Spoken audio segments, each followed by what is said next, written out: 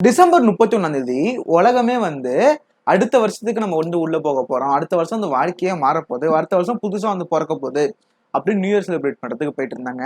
ஆனா ஜப்பான்ல ஒரு வார்னிங் சவுண்ட் அழிக்கப்பட்டுச்சு. எர்த்குவேக் வரப்போகுது அப்படின்றத சொல்லிட்டு இருந்தாங்க. எல்லாமே சேஃபா இருந்துக்குங்க. சில நேரத்துல சுனாமியும் வர வாய்ப்பு இருக்கு அப்படின்னு சொன்னாங்க. 100க்கு மேல எர்த்குவேக் அந்த அந்த ஷேக் இருந்திருக்கு அந்த 1ஆம் தேதி. அதுக்கப்புறமா கொஞ்ச நேரம் கழிச்சு சுனாமி வந்திருக்கு. 7.4 மேக்னிடியூட் எர்த்குவேக் கண்டறியப்பட்டிருக்கு.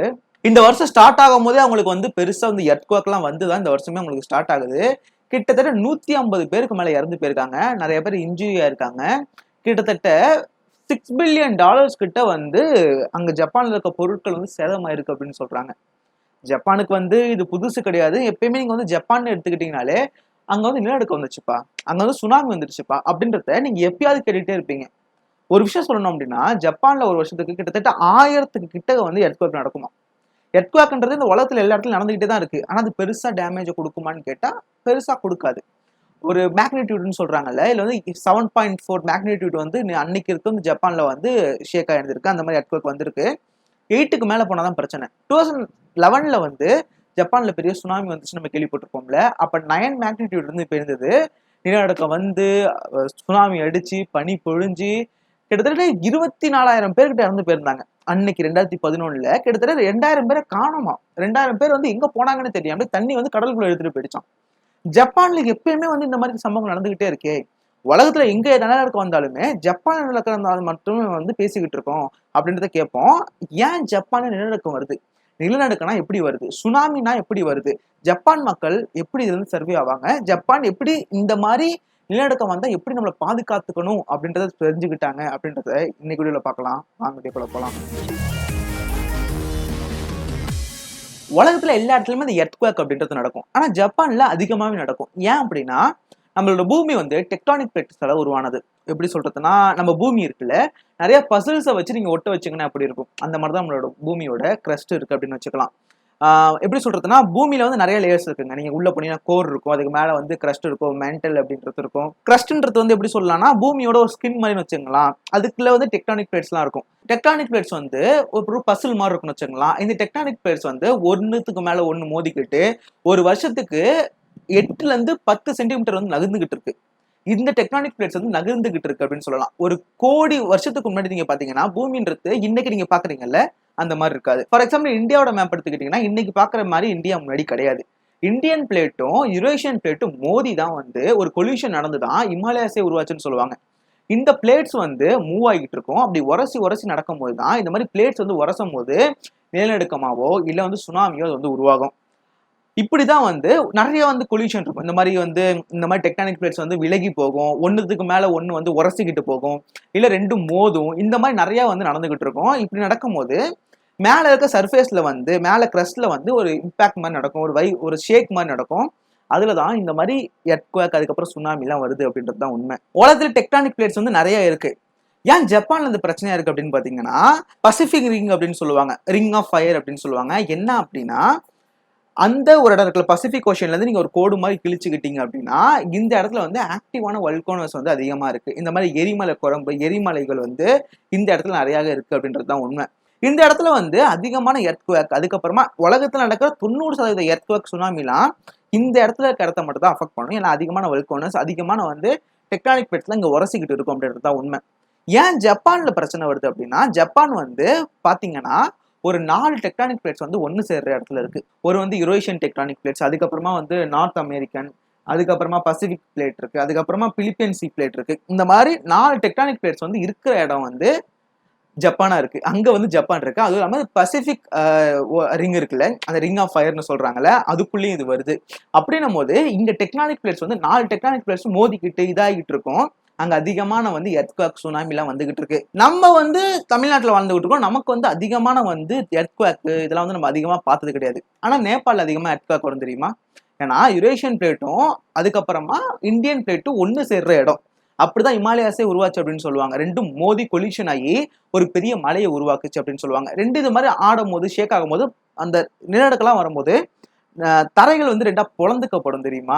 இந்த மாதிரி விஷயங்கள்லாம் நடந்துகிட்டு இருக்கும். ஏன் அதிகமா நேபாள் இந்த மாதிரி நிலநடுக்கம் வருது அப்படின்னா, அங்க வந்து 2 பிளேட் வந்து ஒண்ணு சேர்த்து அங்க வந்து உரசிக்கிட்டு அப்படி இப்படின்னு வந்து இருந்துகிட்டு இருக்கோம். கிட்டத்தட்ட வருஷத்துக்கு இது 8 சென்டிமீட்டர் வந்து மூவ் ஆயிட்டு இருக்கு. ரொம்ப சின்னதுதான். ஆனா கொஞ்சம் கொஞ்சமா மூவ் ஆகி ஒண்ணு ஒண்ணா உரசிக்கிட்டு இந்த நிலநடுக்கம்லாம் வந்து இந்த நார்த் இந்தியால அதிகமா நீங்க பார்க்க முடியும். தமிழ்நாட்டுல இங்க உட்காந்து பார்க்க முடியலனாலும் நார்த் இந்தியால எபி சென்டர்ல வந்து அதிகமா வந்து இந்த மாதிரி வந்து நிலநடுக்கம் அதெல்லாம் வந்துகிட்டு இருக்கும்.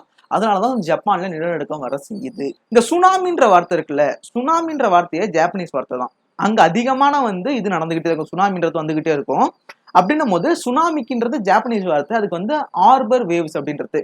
இந்த ஆர்பர்ல நடக்கிற அந்த அலைகளை வச்சுதான் அந்த மாதிரி சுனாமின்றது அந்த அந்த ஊர்ல கூப்பிடுறதா சுனாமின்றது. லேட்டர் போய் நம்ம எல்லாமே சுனாமி சுனாமின்னு சொல்லிக்கிட்டு இருக்கோம். ஏன்னா அதிகமா சுனாமின்றது வந்து ஜப்பான்ல நடக்கும். கிட்டத்தட்ட 1929ல கிட்டத்தட்ட 1 லட்சம் பேர் இறந்து போயிருந்தாங்களாம்.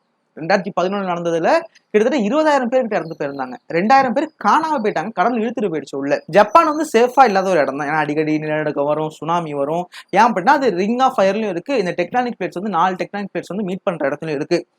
எப்படி ஜப்பான் வந்து வருஷம் நிலநடுக்கத்தை பார்த்தாலுமே வருஷம் நிலநடுக்கன்றது எப்படின்னா நிலநடுக்கம் எல்லா இடத்துலயுமே நடக்குங்க. எர்த்குவாக்ன்றது வருஷத்துக்கு நிறைய தடவை நடந்துகிட்டு தாங்க இருக்கு. ஆனா நிறைய பேர் வந்து அதை உணர முடியும், சில பேரால உணர முடியாது. ஏன்னா வந்து ஒரு சில நிலநடுக்கம்லாம் வந்து நடக்கும், ஆனா அது வந்து பெருசா மக்களால உணர முடியாது. ஏன்னா அது வந்து நடந்துகிட்டு தான் இருக்கும். ஆனா அவ்வளவு பாதிப்பு ஏற்படுத்தாத அளவுக்கு இருக்கும். மேக்னிடியூட்லாம் வந்து ரொம்ப கம்மியா இருக்கும். ஒரு 8க்கு மேல மேக்னிடியூட்லாம் போச்சுன்னா அது ரொம்ப பெரிய இம்பாக்ட் கொடுக்கும். அது வந்து நிறைய பாதிப்பை வந்து ஏற்படுத்தும். ஆனா நடந்த எல்லாமே உலகத்துல நடக்கிற நிறைய நிலநடுக்கம்லாம் வந்து ரொம்ப கம்மியா நடந்துகிட்டு இருக்கு. ஆனா இப்ப ஜப்பான் நடந்தது 7.2 7.4 மேக்னிடியூட் வந்து எர்த்குவாக் வந்து வந்திருக்கு அப்படின்றத சொல்றாங்க. ஆல்மோஸ்ட் கிட்டக்க ஜப்பான்ல 150 பேருக்கு மேல வந்து இறந்து போயிட்டாங்க அப்படின்றத சொல்றாங்க.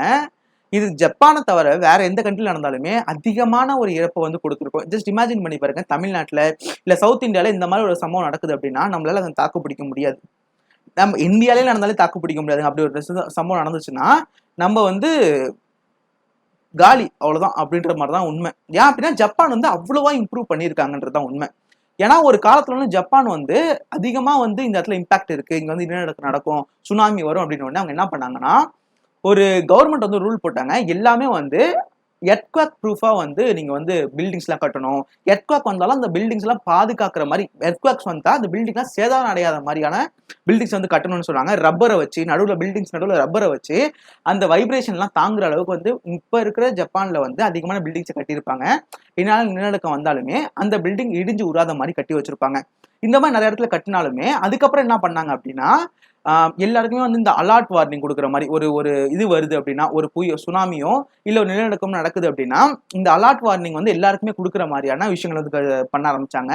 பெரிய பெரிய பில்டிங்ஸை கட்ட ஆரம்பிச்சாங்க. ஒரு சுனாமி இந்த மாதிரி பெரிய பெரிய இழப்பு, ஒரு பெரிய டிசாஸ்டர் வரப்போகுது அப்படின்னா இந்த உயரமான இடத்துக்கு போனா வந்து பாதுகாப்பா இருந்துக்கலான்னு அதுக்கு ஜப்பான் வந்து நிறைய இன்வெஸ்ட் பண்ண ஆரம்பிச்சாங்க. அதுக்கப்புறமா வந்து இந்த சி இருக்குல்ல, இந்த கடலை சேர்ந்த மாதிரியே நிறைய வால்ஸ் வந்து கட்ட ஆரம்பிச்சாங்க. சுனாமி வந்தா அந்த வால் வந்து அடிச்சு இந்த தண்ணியை வந்து உள்ள விடாது, சுனாமி வந்தா இந்த செவுரு வந்து தடுத்துரும் அப்படின்னு சொன்னாங்க. இருந்தாலுமே 2011 வந்த அந்த சுனாமி இருக்குல்ல, கிட்டத்தட்ட அவ்வளவு பெரிய பாதிப்பை ஜப்பான்ல கொடுத்துருச்சு. ஜப்பானோட ஹிஸ்டரியிலேயே ஒரு பெரிய எல்லாருமாலே பார்க்கப்படுற என்னடா இவ்வளவு பேர் இறந்து போயிருக்காங்களா, இப்படி ஒரு இம்பாக்ட் கொடுத்துருக்கா அப்படின்னு நினைச்சது வந்து 2011 அப்படின்னு சொல்லலாம். அதுக்கு முன்னாடி நடந்தாலுமே 2011 ரொம்ப பேசப்படுறது எல்லாமே இருந்துமே அப்படிப்பட்ட ஒரு இது வந்து நடந்துச்சு அப்படின்றதுதான் உண்மை. அந்த வால்ஸ் எல்லாம் தாண்டிக்கிட்டு அந்த தண்ணி வந்து உள்ள வர ஆரம்பிச்சது. ஸோ வீடியோல பார்க்கும்போது நம்ம எல்லாருக்குமே தெரியும் ரொம்ப ஸ்லோவா தான் வந்துகிட்டு இருக்கு அந்த சுனாமி அப்படின்னு நினைப்பீங்க. பட் பார்க்க அப்படி தெரியுது. கிட்டத்தட்ட 100 km/h வந்து வந்துகிட்டு இருந்துச்சு. அவ்வளோ ஃபாஸ்ட்ல வந்து இந்த சுனாமியோட தண்ணி வந்து அடிச்சுட்டு வந்துகிட்டு இருந்ததுன்னு சொல்றாங்க. அப்படியே அது பொம்மையை தள்ளிட்டு போற மாதிரி தள்ளிட்டு போயிட்டு இருக்கும். அது வந்து அவ்வளோ அளவுக்கு ஒஸ்டா வந்து 2011 வந்துச்சு. ஜப்பான் வந்து எடுத்துக்கிறதுலேயே அதிகமான அறிவை பார்த்ததுன்னா இந்த உலகத்துல ஜப்பான் தான். அட்டாமிக் பாம்ல இருந்து சுனாமில இருந்து இருந்தாலுமே டெக்னாலஜியா வந்து ரொம்ப வந்து வளர்ந்த ஒரு கண்ட்ரின்னு சொல்லலாம். அவ்வளோ டெக்னாலஜி இருக்கும். நிறைய வீடியோ போட்டிருக்கேன், ஜப்பான்ல வந்து இப்படி இருக்குமா, இவ்வளோ அளவுக்கு அட்வான்ஸா இருப்பாங்களா டெக்னாலஜில அப்படின்னு சொல்லுவாங்க. அது எல்லாமே ஜப்பான்ல இருந்தாலுமே இந்த மாதிரி ஒரு விஷயங்கள் இருக்கதான் செய்யுது ஜப்பான்ல. இவ்வளவு அளவுக்கு எர்த்குவாக் வந்து வெறும் 53 பேர் தான் இறந்து போயிருக்காங்க அப்படின்றது. ஏன்னா 53 பேர் இறந்து போயிருக்காங்கன்னு கேட்டீங்கன்னா மற்ற நாட்டுல வந்து இதே மாதிரி சம்பவம், ஃபார் எக்ஸாம்பிள் இந்தியாவில் இப்படி ஒரு சம்பவம் நடந்தது அப்படின்னா ஆயிரங்கள்ல பேருக்கும் உயிர். ஆனா ஜப்பான்ல அவ்வளோ அளவுக்கு வந்து அட்வான்ஸா போய் எர்த்குவாக் வந்தாலுமே எப்படி வந்து மக்களை காப்பாற்றணும், சுனாமி வந்தாலும் மக்களை எப்படி காப்பாற்றணும் அப்படின்றதுக்கு ஒரு பெஸ்ட் எக்ஸாம்பிள் வந்து ஜப்பான் தான் சொல்லலாம். அது ஜப்பானுக்கு சுனாமியோ இல்லை நிலநடுக்கமோ புதுசு கிடையாது, வருஷம் நடந்துகிட்டு தான் இருக்கும்.